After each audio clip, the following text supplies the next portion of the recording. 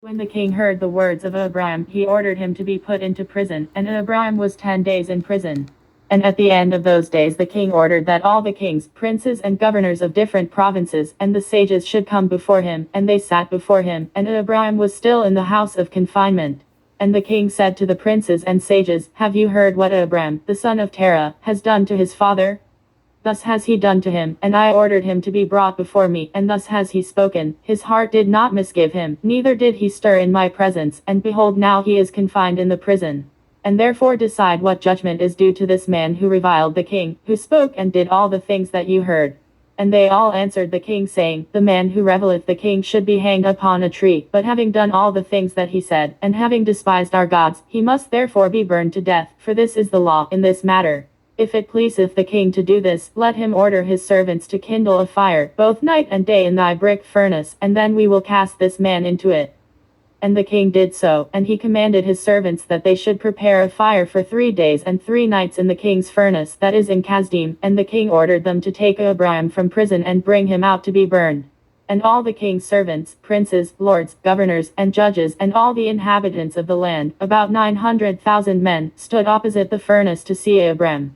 And all the women and little ones crowded upon the roofs and towers to see what was doing with Abraham, and they all stood together at a distance, and there was not a man left that did not come on that day to behold the scene. And when Abraham was come, the conjurers of the king and the sages saw Abraham, and they cried out to the king, saying, "Our sovereign lord, surely this is the man whom we know to have been the child at whose birth the great star swallowed the 4 stars, which we declared to the king now 50 years since. And behold now his father has also transgressed thy commands, and mocked thee by bringing thee another child, which thou didst kill." And when the king heard their words, he was exceedingly wroth, and he ordered Terah to be brought before him. And the king said, "Hast thou heard what the conjurers have spoken? Now tell me truly, how didst thou? And if thou shalt speak truth thou shalt be acquitted." And seeing that the king's anger was so much kindled, Terah said to the king, "My lord and king, thou hast heard the truth, and what the sages have spoken is right." And the king said, "How couldst thou do this thing, to transgress my orders, and to give me a child that thou didst not beget, and to take value for him?" And Terah answered the king, "Because my tender feelings were excited for my son at that time, and I took a son of my handmaid, and I brought him to the king." And the king said, "Who advised thee to this? Tell me, do not hide aught from me, and then thou shalt not die." And Terah was greatly terrified in the king's presence, and he said to the king, "It was Haran my eldest son who advised me to this." And Haran was in those days that Abraham was born, 32 years old.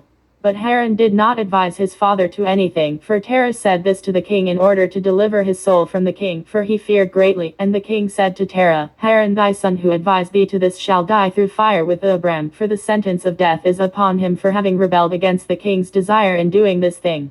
And Haran at that time felt inclined to follow the ways of Abraham, but he kept it within himself.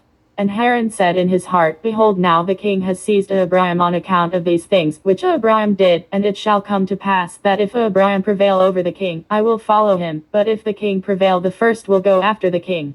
And when Terah had spoken this to the king concerning Haran his son, the king ordered Haran to be seized with Abraham.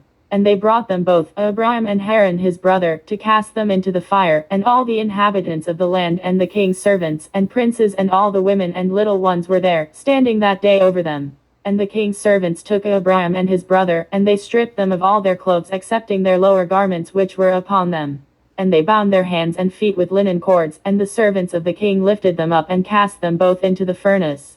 And the Lord loved Abraham, and he had compassion over him, and the Lord came down and delivered Abraham from the fire, and he was not burned. But all the cords with which they bound him were burned, while Abraham remained and walked about in the fire. And Haran died when they had cast him into the fire, and he was burned to ashes, for his heart was not perfect with the Lord. And those men who cast him into the fire, the flame of the fire spread over them, and they were burned, and 12 men of them died. And Abraham walked in the midst of the fire 3 days and 3 nights, and all the servants of the king saw him walking in the fire, and they came and told the king, saying, "Behold, we have seen Abraham walking about in the midst of the fire, and even the lower garments which are upon him are not burned, but the cord with which he was bound is burned." And when the king heard their words his heart fainted, and he would not believe them. So he sent other faithful princes to see this matter, and they went and saw it and told it to the king. And the king rose to go and see it, and he saw Abraham walking to and fro in the midst of the fire, and he saw Haran's body burned, and the king wondered greatly. And the king ordered Abraham to be taken out from the fire, and his servants approached to take him out, and they could not, for the fire was round about, and the flame ascending toward them from the furnace. And the king's servants fled from it, and the king rebuked them, saying, Make haste and bring Abraham out of the fire, that you shall not die. And the servants of the king again approached to bring Abraham out, and the flames came upon them and burned their faces, so that 8 of them died.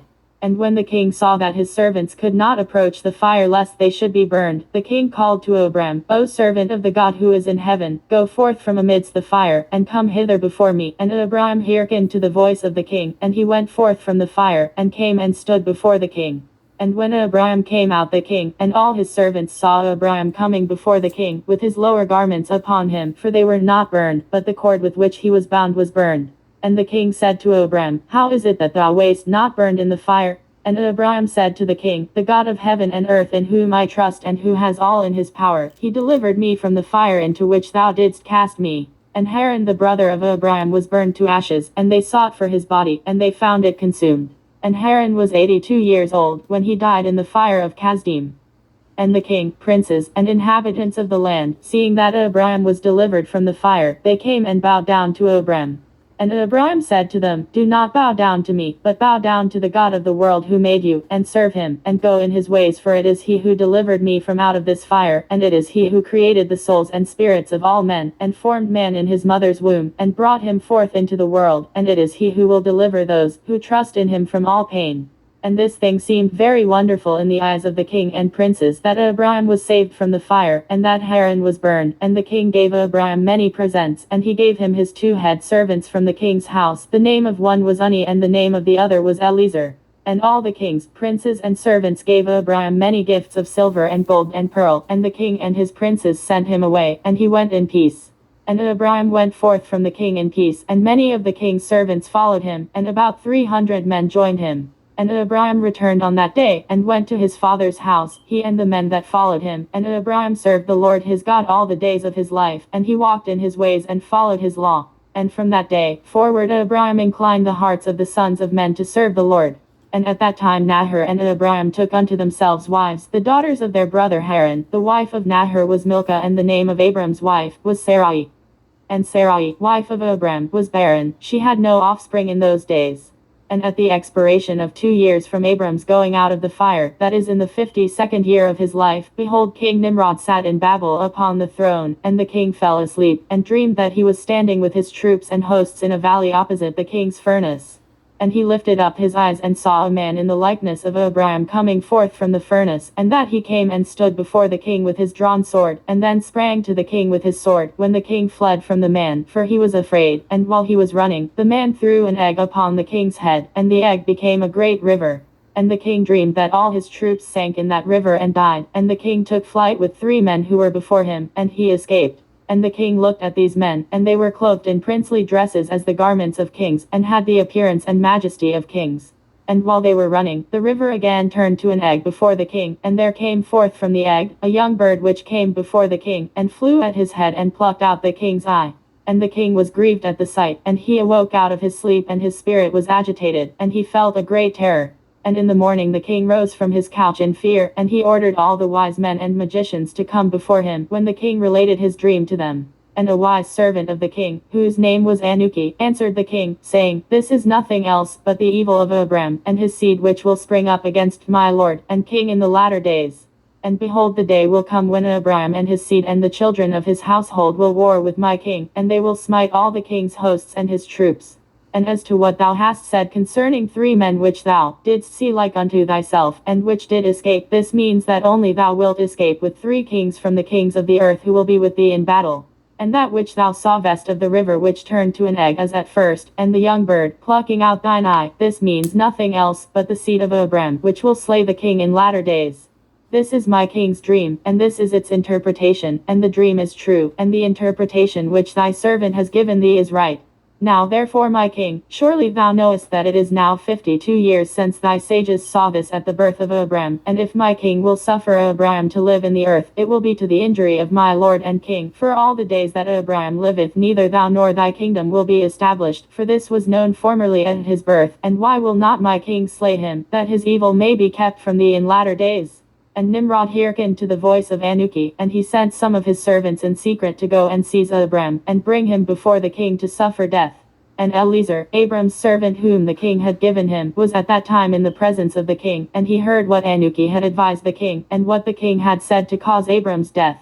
And Eliezer said to Abram, Hasten, rise up and save thy soul, that thou mayest not die through the hands of the king. For thus did he see in a dream concerning thee, and thus did Anuki interpret it, and thus also did Anuki advise the king concerning thee. And Abram hearkened to the voice of Eliezer, and Abram hastened and ran for safety to the house of Noah, and his son Shem, and he concealed himself there and found a place of safety. And the king's servants came to Abram's house to seek him, but they could not find him, and they searched throughout the country, and he was not to be found. And they went and searched in every direction, and he was not to be met with. And when the king's servants could not find Abram, they returned to the king. But the king's anger against Abram was stilled, as they did not find him. And the king drove from his mind this matter concerning Abram. And Abram was concealed in Noah's house for 1 month, until the king had forgotten this matter. But Abram was still afraid of the king. And Terah came to see Abram his son secretly in the house of Noah. And Terah was very great in the eyes of the king. And Abram said to his father, Dost thou not know that the king thinketh to slay me, and to annihilate my name from the earth by the advice of his wicked counselors? Now whom hast thou here, and what hast thou in this land? Arise, let us go together to the land of Canaan, that we may be delivered from his hand, lest thou perish also through him in the latter days. Dost thou not know, or hast thou not heard, that it is not through love that Nimrod giveth thee all this honor, but it is only for his benefit that he bestoweth all this good upon thee? And if he do unto thee greater good than this, surely these are only vanities of the world, for wealth and riches cannot avail in the day of wrath and anger. Now therefore hearken to my voice, and let us arise and go to the land of Canaan, out of the reach of injury from Nimrod, and serve thou the Lord who created thee in the earth, and it will be well with thee, and cast away all the vain things which thou pursuest. And Abram ceased to speak, when Noah and his son Shem answered Terah, saying, True is the word which Abram hath said unto thee. And Terah hearkened to the voice of his son Abram, and Terah did all that Abram said, for this was from the Lord, that the king should not cause Abram's death. Jasher chapter 13.